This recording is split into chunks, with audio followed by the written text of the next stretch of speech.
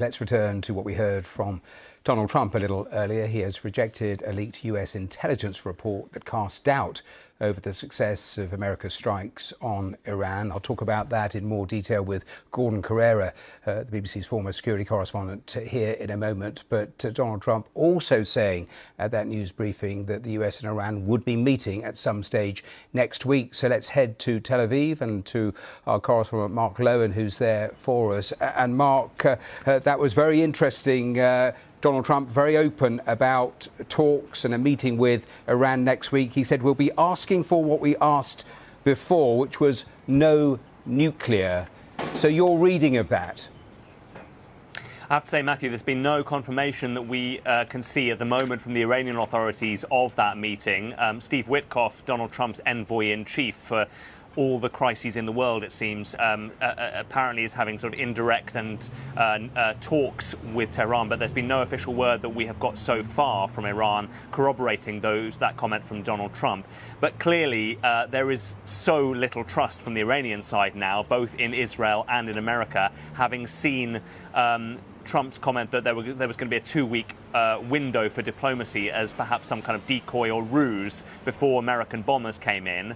And of course, 2 days before the US and Iran were due to sit down for a 6th round of nuclear negotiations, the Israeli bombing began. So I think that, it's going to be probably quite difficult to get the Iranians back around the negotiating table.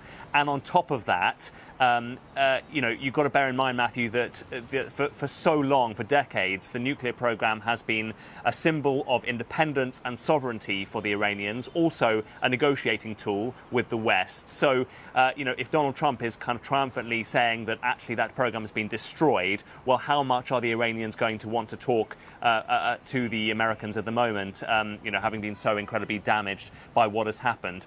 I mean, our chief international correspondent, Lyse Doucet, has sent this report after crossing the border into Iran. She is allowed to report from there on condition that none of her reports are used on the BBC's Persian service. This law from Iranian authorities applies to all international media agencies operating in Iran. Day 2 of the ceasefire, and despite its shaky start, it seems to be holding, and traffic is starting to return to the streets of Tehran. The city is starting to look like itself, but so many of the cafes, the shops, the government offices are still shut. So many residents fled this city once Israeli attacks started, and they seem to be waiting until the end of the Iranian weekend, which starts tomorrow, to see whether it truly holds. But some rhythms of life are returning. The internet is coming back, and